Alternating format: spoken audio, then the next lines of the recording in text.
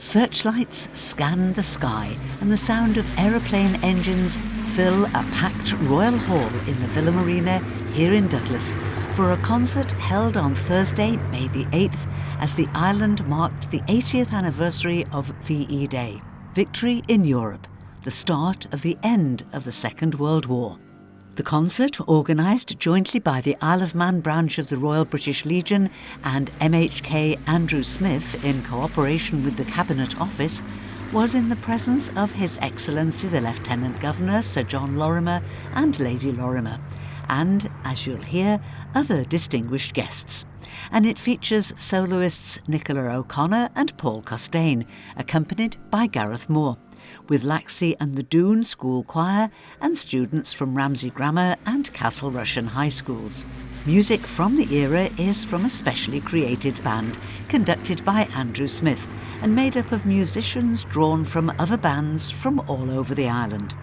And the concert is compared by Tony Brown, OBE, President of the Isle of Man branch of the Royal British Legion. Laxey and Doon School Choir is conducted by Miss Shimmin.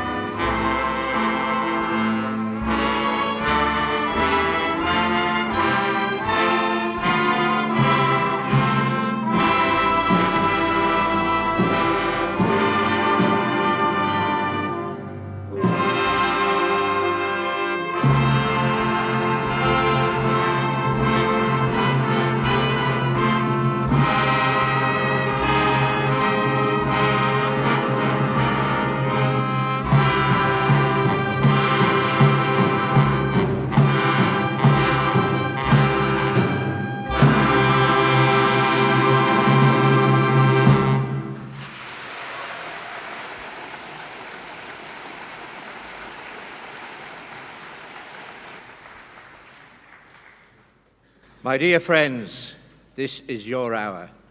It is not victory of a party or of any class. It is a victory of the great British nation as a whole. We were the first in this ancient island to draw the sword against tyranny. Every man, woman, and child in the country had no thought of quitting the struggle. When shall the reputation and faith of this generation of English men and women fail? I say that in the long years to come, not only will the people of this island, but of the world, wherever the bird of freedom chirps in human hearts, look back to what we've done, and they will say, do not despair, do not yield to violence or tyranny, march straight forward and die, if needed, be unconquered. That was an extract from the British Prime Minister Winston Churchill's speech, which he made to the nation on VE Day when he announced victory over Nazi Germany. Your Excellency, Your Worship the Mayor, Chief Minister, Lord Bishop, distinguished guests, ladies and gentlemen, welcome. Welcome to this special evening where we commemorate 80 years since the end of World War II in Europe, VE Day.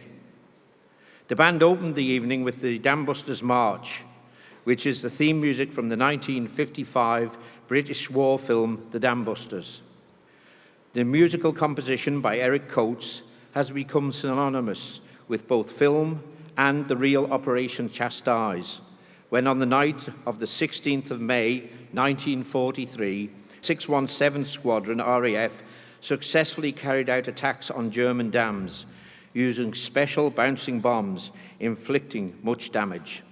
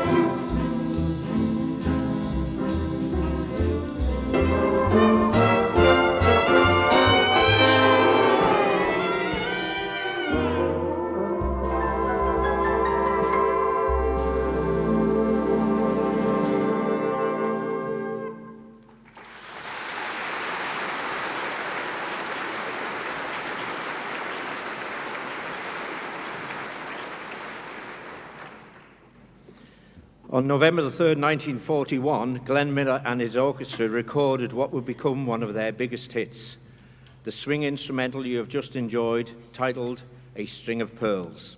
You're going to hear a lot more of Glenn Miller tonight.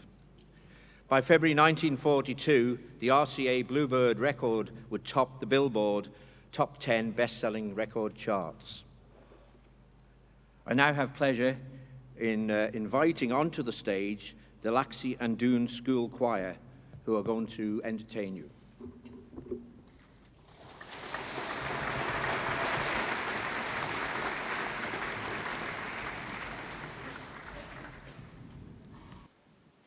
Many years ago, during the Second World War, life looked very different for lots of children.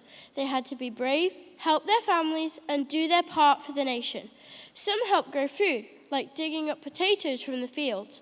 Others learned to make their sweets last longer because there wasn't enough for everyone to have as much as they wanted. Some children had to leave their homes and travel far away to stay safe. They became evacuees, moving to new towns and villages, learning to live in new places with new families. My name is Hetty, and tonight I want to tell you about someone very special to me, my great Nanny Ann. I only met her when I was a baby, but I've learnt about her from my family and a recording she made with my cousin. When she was 8 years old, Nanny Ann was evacuated during World War II. She had to leave her home in Birmingham and travel all the way to Wales. She packed a little suitcase, her gas mask, and a sandwich. She didn't know where she was going, and she missed her mum and dad so much, but she stayed brave the whole time she was away. When she finally went home, life was different and hard, but people stayed strong and didn't give up. Nanny Ann remembered VE Day clearly. There was a big bonfire in the field across the road. Everyone came out to sing, dance, and celebrate. They stayed up all night smiling and laughing. She said everyone was happy and smiling. There was so much joy on that night. I am proud to be standing here today at the same age she was to share her story. This is for her and all the other evacuees. Thank you. Even though times were hard, children found ways to help stay strong and keep hope alive. Today we share their story through song, remembering their courage and kindness. During the Second World War, people faced difficult times and dreamed of peace. Families were apart and many hoped for brighter days when they could be together again. We are going to sing the song, Doing Our Bit for the Nation.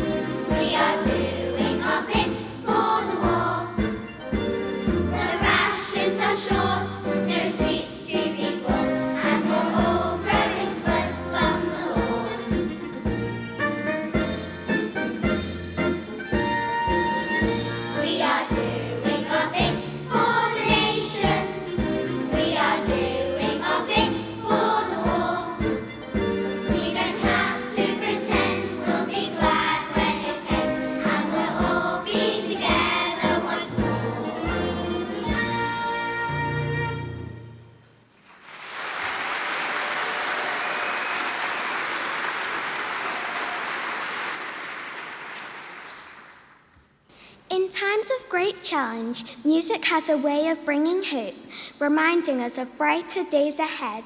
Our next song, The White Cliffs of Dover, does just that. It was first recorded in 1941 and was made famous by Dame Vera Lynn. In this song, the cliffs stand tall and strong, looking over the sea like a promise that better days will come. Just like the cliffs, people stayed strong, believing that peace would return. As we sing, let's remember the message of this song, that no matter how tough things get, hope and kindness can bring people together and a better future is always possible.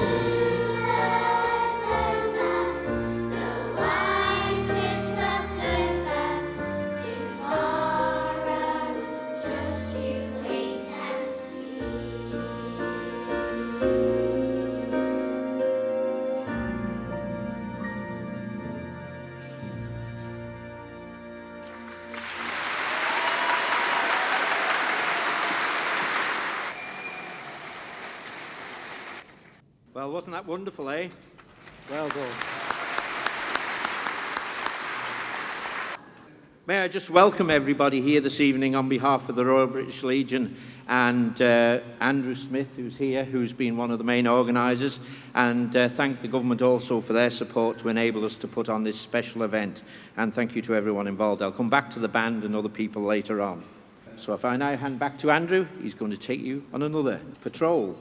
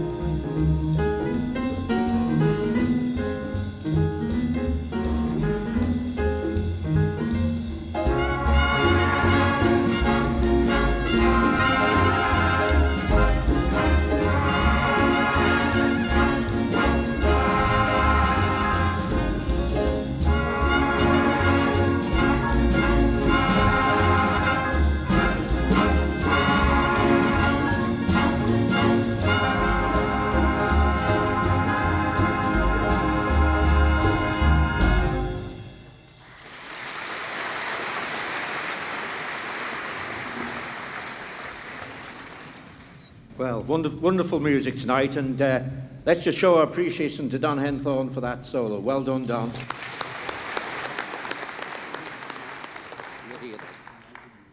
Well, Glenn Miller and his orchestra recorded that version of American Patrol in 1942, roughly 6 months before the bandleader reported for Air Force duty in Omaha, Nebraska. The song, with its patriotic themes and easy sense of swing, became one of the most popular songs of the year.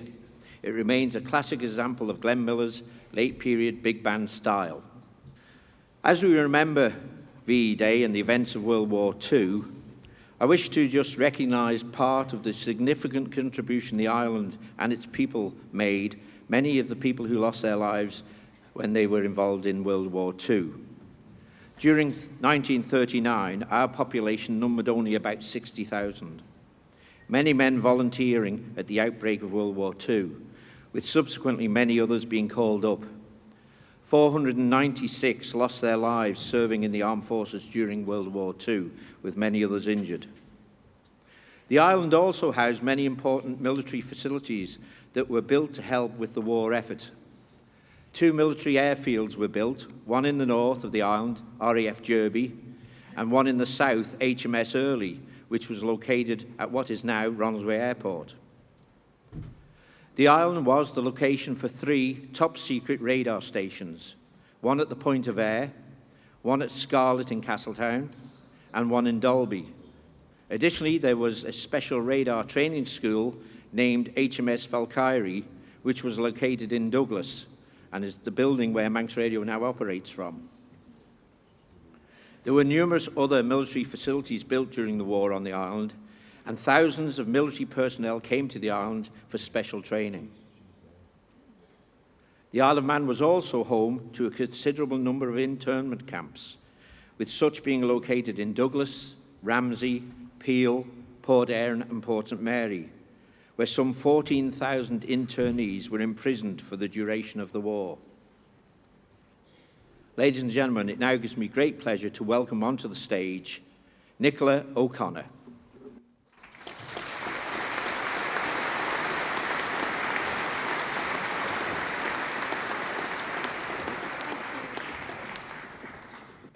Good evening. I'm going to sing for you 2 pieces this evening. The first piece is called We'll Gather Lilacs, and the second piece is called Keep the Home Fires Burning. Now, at the end, I would love you to join in and all come together to sing a chorus with me. So we'll see how it goes.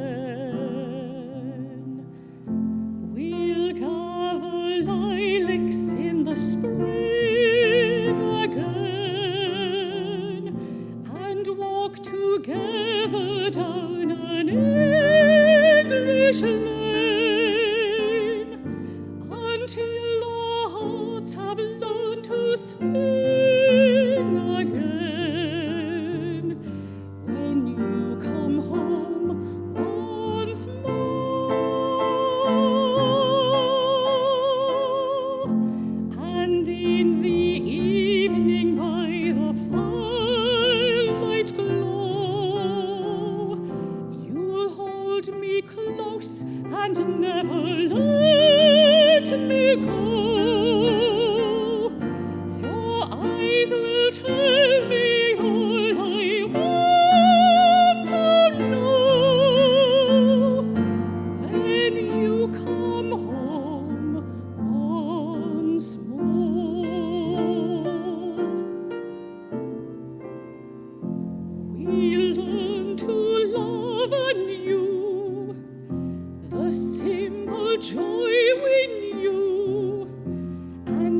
shed together night and day. We'll watch without a sigh the moments speeding by, when life was free and hearts were gay. My dream is here for you to share, and in my dream my heart becomes a prayer. We'll gather lilacs in the spring again, and walk together down an English lane, until our hearts have learned to sing again. When you come home once more,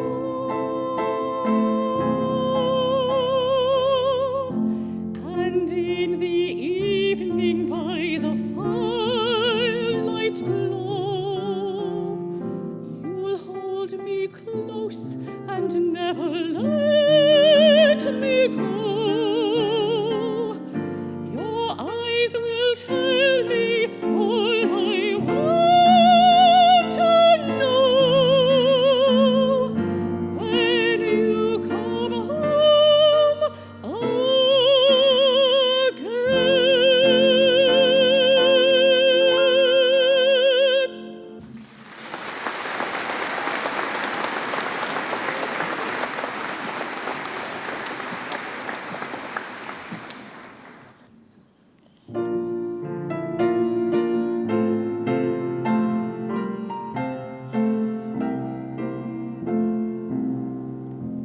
They were summoned from the hillside, they were called in from the glen, and the country found them ready at the stirring call of men.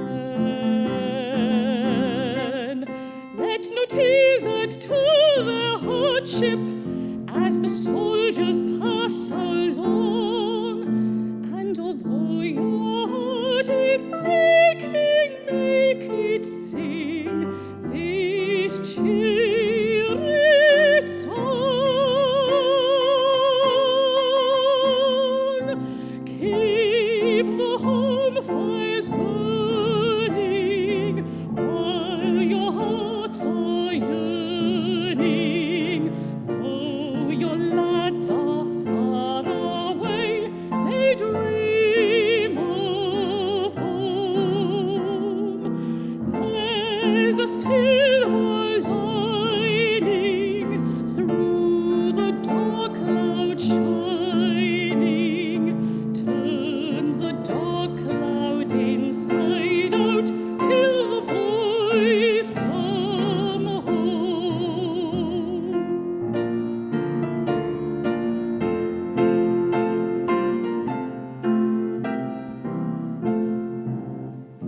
Overseas there came a pleading, help a nation in distress, and we gave our glorious laddies honor, bade we do no less. For no gallant son of Britain to a foreign yoke shall bend, and no Englishman is silent at the sacred call of friend.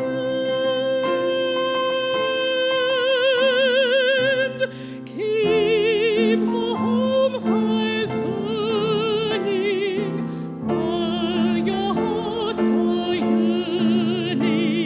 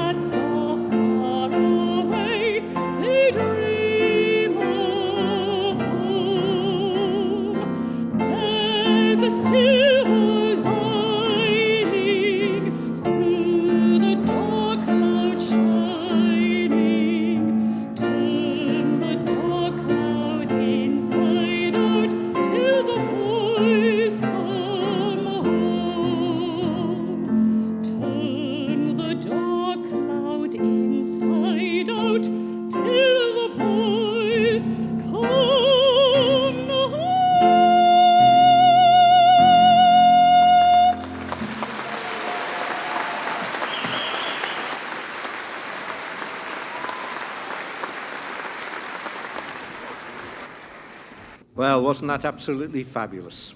And even the audience weren't bad. Can we just also recognise Gareth over there, who's on the piano, Gareth Moore?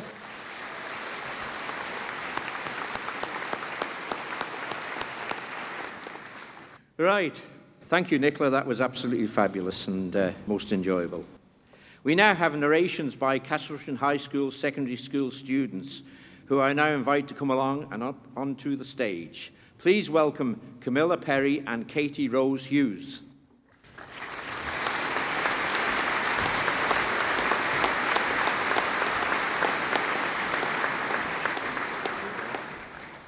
Good evening, everyone. Today we are honoured to share some memories from our students at Castle Rushen High School about their family histories linked to experiences during World War II.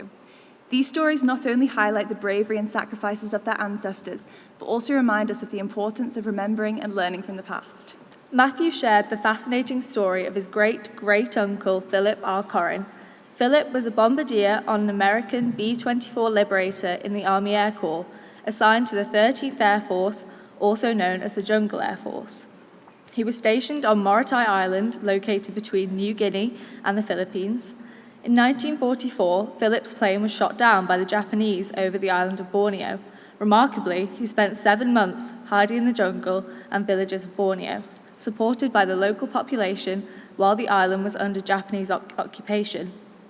Philip documented his experiences in a detailed diary, completed with photographs, maps, and personal recollections.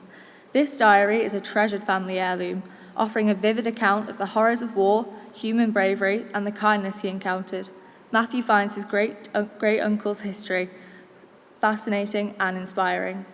Freddie shared the story of his great-great-grandfather, Thomas Bond, who is remembered at the Brookwood War Memorial in Surrey.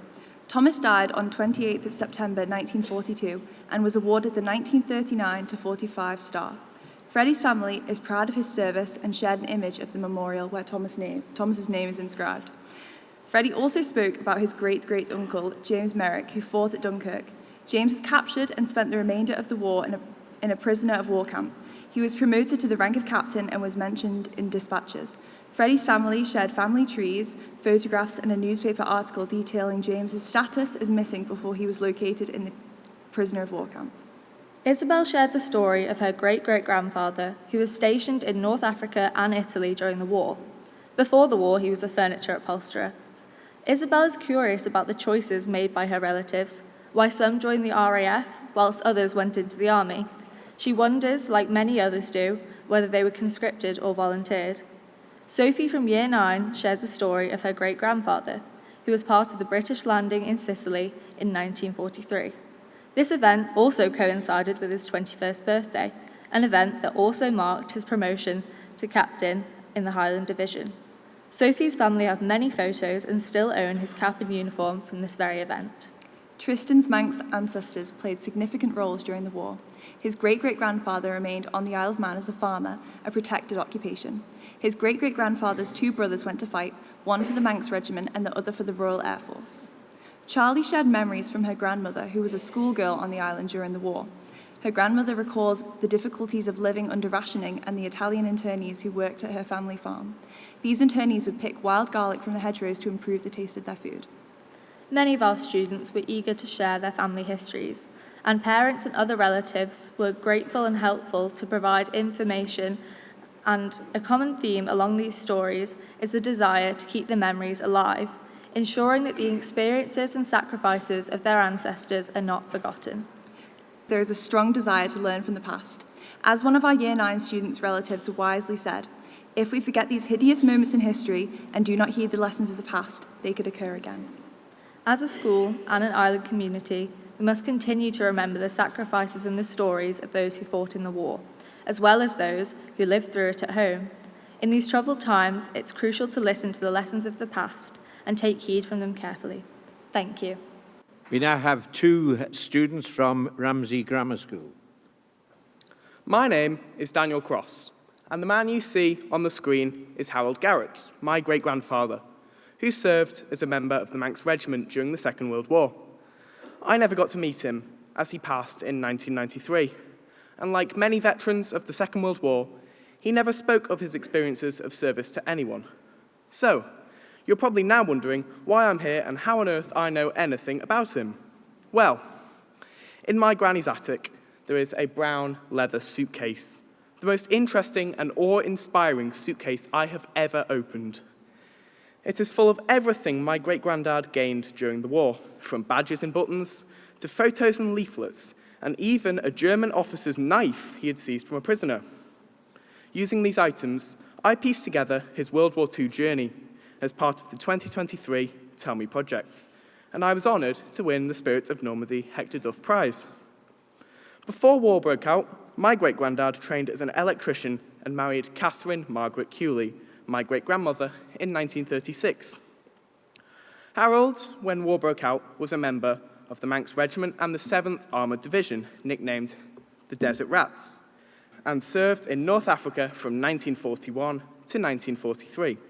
The journey of the Desert Rats began in Egypt, 1941, before moving westward across North Africa, becoming involved in campaigns including Operation Compass. They took part in famous battles such as El Alamein and the Siege of Tobruk. By 1943, after this lengthy campaign finished, they moved to Italy during the 1943 invasion. Later, carrying out a European campaign, my great-grandfather landed on Gold Beach on D-Day with his division. From there, he moved through North France into Belgium, liberating locations such as Ghent and Brussels from Nazi rule, into a bit of the Netherlands before moving on to Germany, stopping in Wesel before moving to Hamburg, where they were when the war ended. During his service, my great-granddad was also responsible for a couple of important duties. He was a dispatch rider, collecting and delivering messages and mail for the Manx soldiers. Pictures of him carrying out this role on his green motorbike even made the Manx newspapers at the time. I believe this role was quintessential, as communication is key in every element of life, especially war. The orders had to be passed around somehow. He was also a member of the Royal Artillery and held a license to operate a battery. He is the man on the right in the picture, on the bottom right, sitting on the machinery he would typically operate. As he was a trained electrician, his electrical skills proved useful during service, as he managed to make extra money doing jobs on transit ships he boarded, such as the HMT Viceroy of India, the troop ship which carried him and other soldiers to North Africa in 1940. He earned 6 medals during his service: the Territorial Army Efficiency Medal, the France and Germany Star, the Italy Star, the 1939 to 1945 Star, and the War Medal 1939 to 1945, and the Africa Star as well. When I first saw these medals and held them in my hands, it's safe to say I was truly amazed. And despite the fact I'd never met him in the flesh, honoured I have such a heroic great-grandfather. Shortly after the war finished, my great-granddad returned home from his post in Hamburg. He became quiet and never spoke of his experiences to anyone. We believe, like many veterans, he suffered with post-traumatic stress disorder, though it was not known of or recognised at the time. To me, that is why peace is so important. Conflict has affected so many people. It injures, kills, and mentally scars so many. From the soldier just following orders who is left traumatised after seeing the most horrendous sights, to the family left bereaved when their relative dies a hero in service. Every single person on this earth has a family, has people who care about them and love them and who will miss them when they are gone. And when war takes these people away, it is not fair. As we celebrate 80 years since the end of the Second World War in Europe, I have taken a lot of time to think about, and I'm grateful for the service my great-grandfather and every other veteran carried out. Every single person who was involved in the conflict, no matter how big or small their role, are heroes in my eyes, and I will certainly live forever looking up to my great-granddad Harold, a hero. Thank you.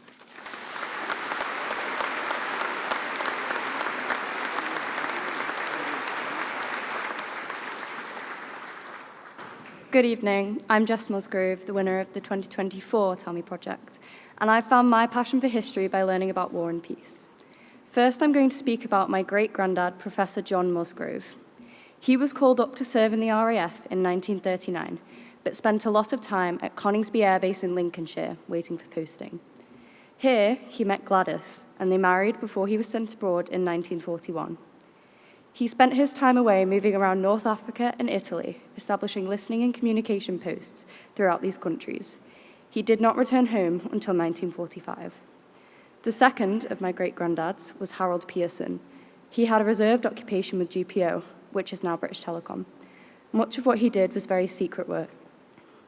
He married Joan in 1943, and due to rationing, she couldn't have a proper wedding dress. Harold also worked at Goon Hilly Tracking Station in Cornwall. He helped to design the station and disc. Although he wasn't a part of the military forces, his jobs and skills played a huge role in the Second World War. Next is Victor John Reynolds, another of my great-granddads. During World War II, he was in the army and rose to be second lieutenant. He worked out elliptical trajectories of V-1 and V-2 unmanned flying bombs, allowing them to be shot down accurately. He was married to Hannah, and she worked as a secretary at Willesden College in World War II. The last of my great-granddads, Thomas Walker, was in the Merchant Navy. He did not fight, but he shipped food across the Atlantic to and from America. He was rescued 3 times from sea. One of these times, his ship was cut in half by a torpedo. He married Marjorie Alice Louisa Walker in 1944. I wish that I could know more, but as we grow further from the war, information becomes lost, and it is vital that we do not forget the past, a quote that sums this up quite well for me. That which has happened is a warning. To forget is guilt. It must be continually remembered, and it remains possible for it to happen again at any minute. Only in knowledge can it be prevented. Karl Jaspers, a German philosopher. Peace between nations is so important.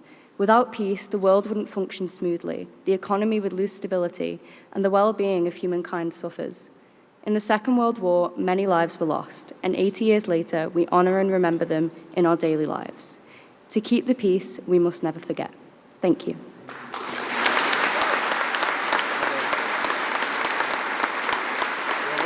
Just a big thank you to the students for what are clearly personal stories which affect families and continue to affect families even 80 years after the victory in Europe. And I hand you back to Andrew.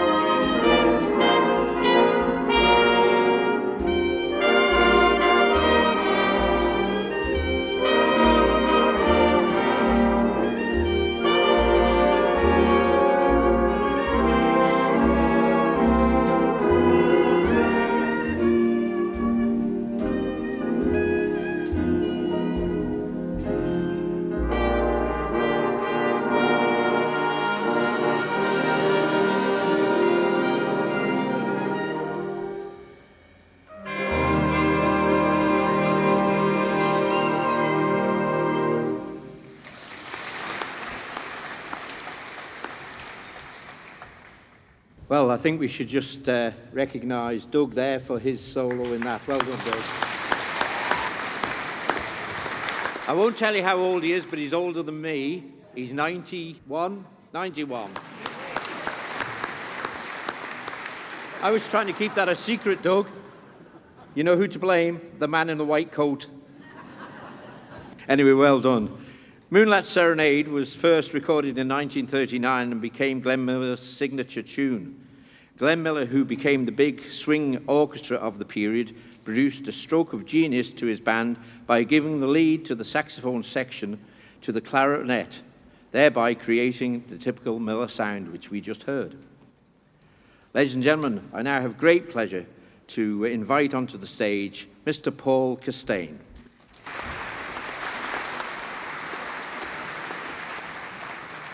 Thank you very much. On a recent conversation with one of our veterans, he asked me what I was going to sing this evening. And I said, On the Road to Mandalay. And he went, Apparently there are two versions. One the troupe would sing, the troops, and one that Rudyard Kipling wrote. Gareth Moore, thank you, Gareth, and Gareth is going to be playing, we'll be doing the Rudyard Kipling. It's a love song by Ole Speaks, set to a poem by Rudyard Kipling. Manxman Private Jack Maiden left our island to fight in 1940, leaving a wife and babies behind. He fought and was captured by the Nazis and imprisoned in a POW camp.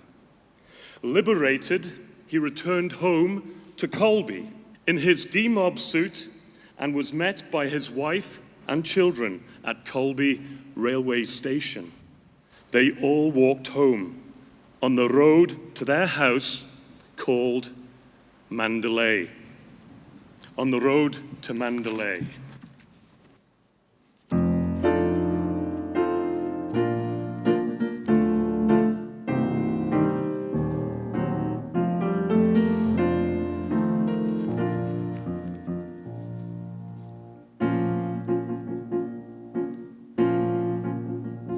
By the old Mulmine pagoda, looking eastward to the sea, there's a Burma girl a-settin', and I know she thinks of me.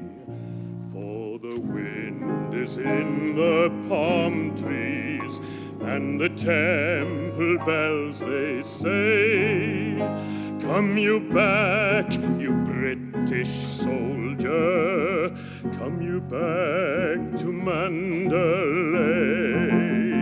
come you back to Mandalay, come you back to Mandalay, where the old flotilla lay. Can't you hear their paddles junkin' from Rangoon to Mandalay? On the road to Mandalay, where the flying fishes play, and the dawn comes up like thunder out of China, cross the bay.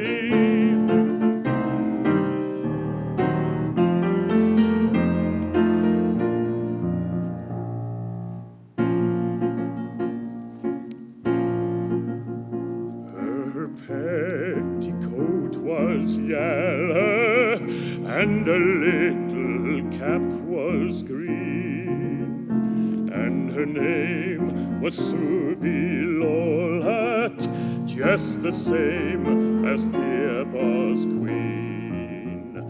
And I seed her first a-callin' of a whackin' white cheroot, and a wasted Christian kisses on an heathen idol's foot, on an heathen idol's foot. blooming idol made of mud, what they call the great god Maud. Plucky lot, she cared for idols when I kissed her where she stood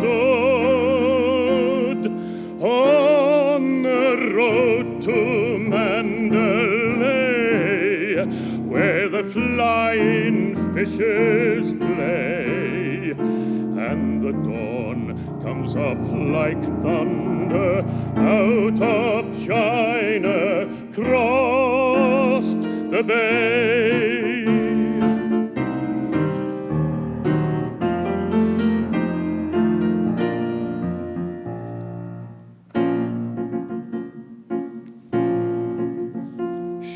Somewhere east of Suez, where the best is like the worst, where there aren't no 10 commandments, and a man can raise a thirst.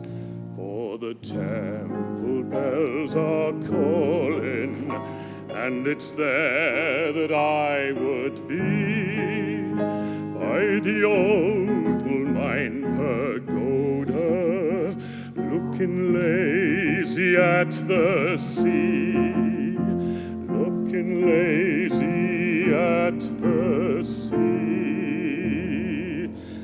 Come you back to Mandalay, where the old flotilla lay. Can't you hear their paddles chunkin' from Rangoon to Mandalay? On the road to Mandalay, where the flying fishes play, and the dawn comes up like thunder out of China, crossed the bay.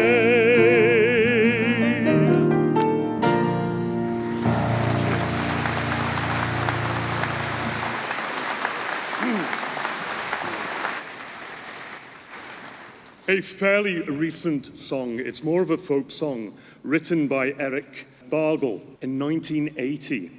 No Man's Land, probably better known and made famous by Finbar Fury, The Green Fields of France.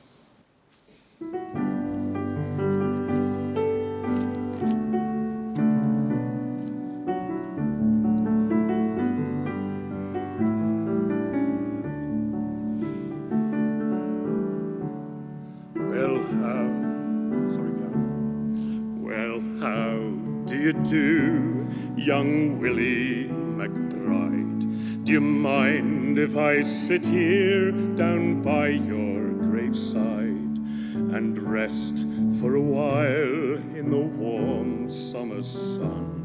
I've been walking all day and I'm nearly done.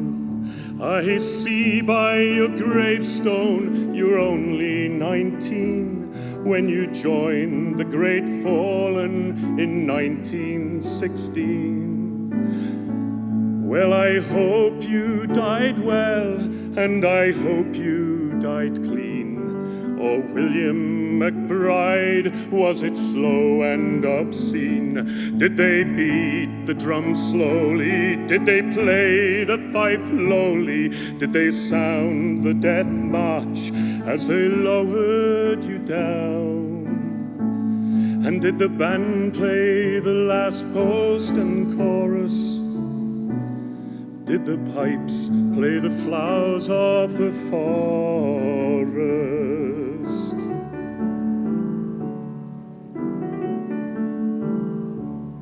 Did you leave a wife or a sweetheart behind? In some faithful heart is your memory enshrined, although you died back in 1916. In that faithful heart, are you forever 19? Or are you a stranger without even a name, enclosed down forever behind the glass frame? In an old photograph, torn and battered and stained and faded to yellow in a brown leather frame. Did they beat the drum slowly? Did they play the fife lowly? Did they sound the death march as they lowered you down? And did the band play the last post and chorus? Did the pipes play the flowers of the forest?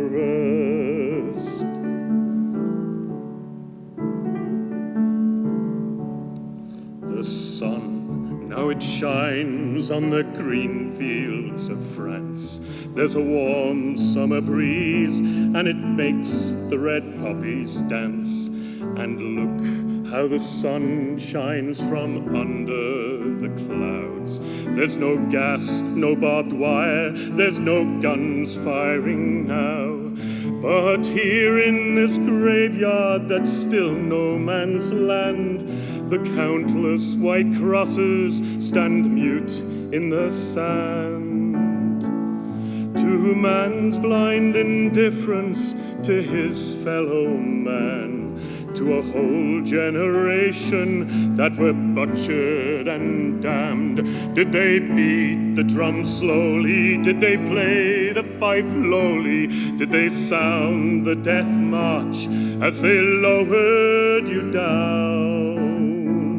And did the band play the last post and chorus? Did the pipes play the flowers of the forest?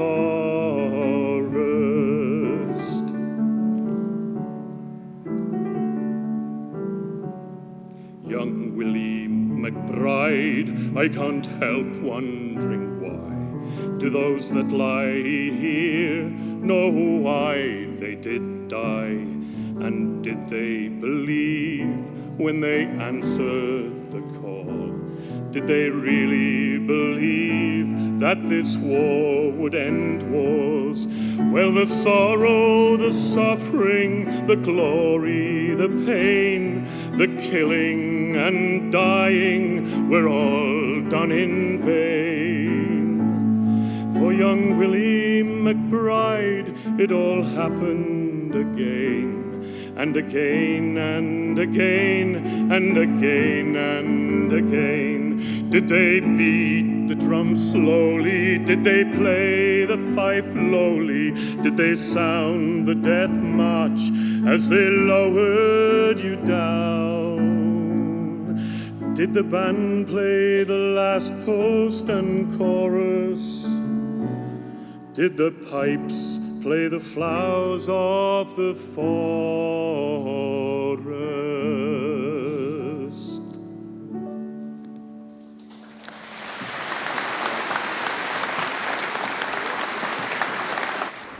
Well, there we are. That was fabulous. Well done, Paul.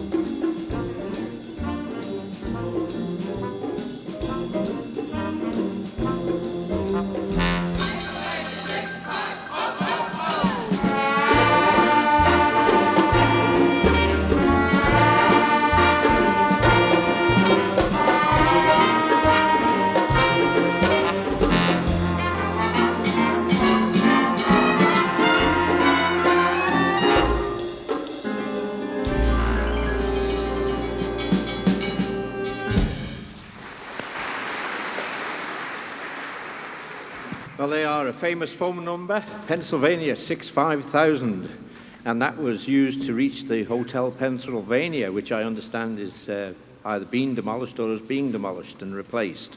But apparently they're keeping the same phone number. Glenn Miller and his orchestra recorded the 1940 hit, Pennsylvania 65000, and it became a big hit, and it remains popular to this day.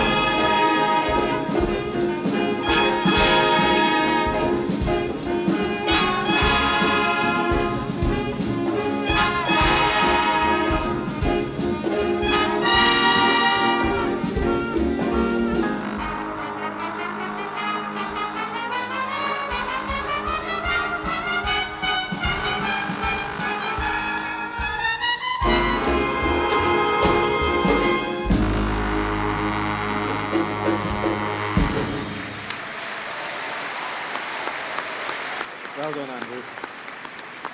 Well, that's a truly fabulous piece of music, and even today you see people at different events dancing to that as if it was only written a few years ago. In the Mood, which was composed by Joe Garland, Glenn Miller subsequently rearranged it. It became Glenn Miller's first 1 million selling record.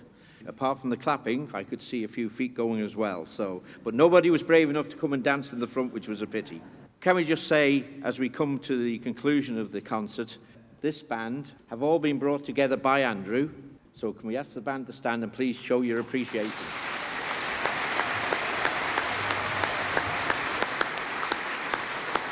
Well done to the band. And can I invite Andrew just to come forward, because Andrew Smith, MHK, is the one who's organised the concert part. So thank you, Andrew, for everything you've done.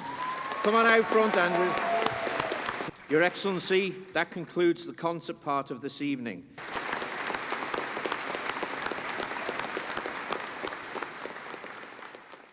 The concert was followed by a Drumhead service, which is available as a separate podcast here in this Manx Radio Island Life series specials.